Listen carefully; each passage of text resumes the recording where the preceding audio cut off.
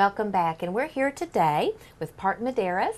He's attorney at law at his law offices here at the corner of Choctaw and Cherokee, the northeast corner, in a beautiful two-story Victorian home, which are your offices, and also the home of your title company. Yes.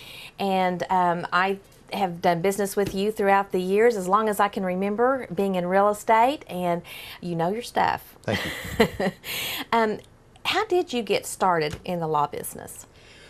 Well, from a young age, I wanted to become an attorney, and I had the luxury of, during my college years, knowing that's what I wanted to do, and so I was able to complete my degree at the University of Oklahoma and then go on to law school. And your family has been a part of the Tahlequah history since your great-grandfather. Actually, my grandfather, Your grandfather moved to Tahlequah in 1919 to operate his medical practice. His office, many people will remember, was located above where Meg's Jewelry is now. And he was there from 1919 to 1979. Wow. And your father was state senator for many years. He was. He was also in the House of Representatives, and a lot of people may remember him as being the president of the Tahlequah Savings and Loan.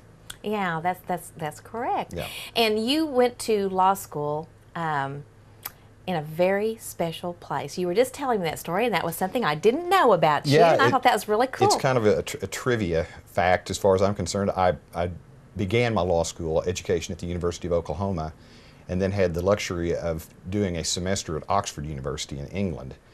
And then I returned to the University of Oklahoma and got my degree. And where did you meet your wife?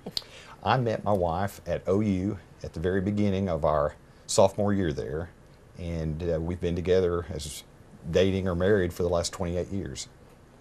So, and she went to England with you? Yes, yes. In fact, we had only been married just a couple of weeks when we moved to England for a semester, and she was able to, it was kind of interesting, they didn't really know what to do with us because they didn't have married student housing.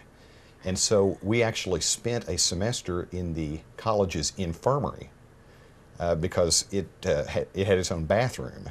And I guess they felt like a married couple needed a bathroom, I guess. But anyway, by the time we moved back to the U.S., we had been a couple in England longer than we had been a couple in the United States. So it was really a great thing to get to take her along, and just an unforgettable experience. That is really interesting, and it really gives you a depth to your career, I think. Well, it does, and at the time, Oxford University had about 25 or 30 colleges. The one where I attended, which was Queens College, was founded in 1341.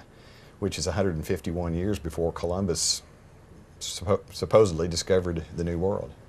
Well, and I know it was never a doubt in your mind that you were going to return to Tahlequah to open up a law practice. Yes, yes. I have a cousin who's an attorney. He and I, always growing up, were going to do that, and I made it back to Tahlequah. So.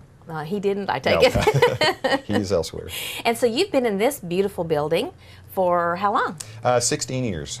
We bought it at an auction in August of 1993, and then spent 3 or 4 months getting it rewired and remodeled and painted, and the floors recovered, and had central heat and air put in it, and it has proven just to be a gem of an office. I mean, the location is prime. Absolutely. It's a huge house. It's about 3,000 square feet, and I remember when it came time to rezone the property for law office usage, people just assumed we were going to bulldoze it and build a new building, and that was the farthest thing from my mind. We wanted to try to restore it and keep it looking historic and authentic.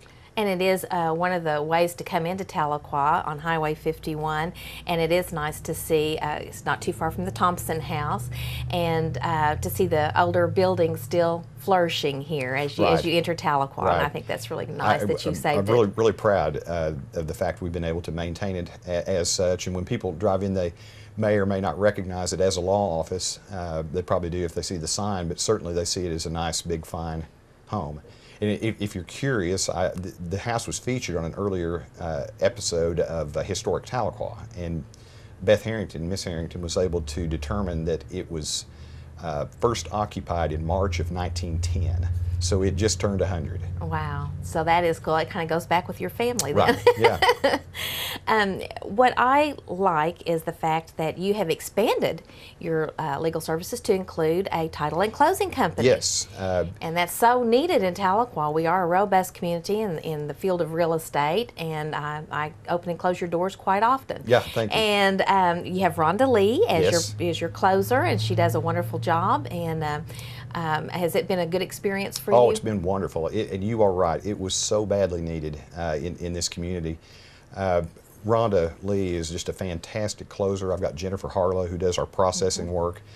And a distinct advantage that we offer is that I'm here all the time to answer questions, to draft documents and things like that. And so we offer a level of expertise that I don't think anyone else is able to compete with. I mean, I think that it's such a different product, and it was something that was so badly needed to actually have an experienced attorney supervising all the closings. Well, and I just appreciated that because of your proximity. We had a title issue at a closing. You were right there Yeah. to address it, take care of it, and it made the world of difference. So- it could have delayed us for days, and as it was, you were right there So to take often care of it. that is the case because I am right there. I can make the call. Also, I'm a title insurance agent, and I'm able to make the decisions on whether or not to issue title insurance policies because of my proximity. I'm right there. It's my call, and I have saved a good number of transactions that would have either fallen through or been delayed. Oh, I don't doubt that at all. I believe you've read probably every abstract in this town, at least once. And I know you have a lot of crazy stories and have come across a lot of strange situations. Is there anything in particular that you feel like you could talk about? I've come across so many, Patty. It's hard for me to single out any one, but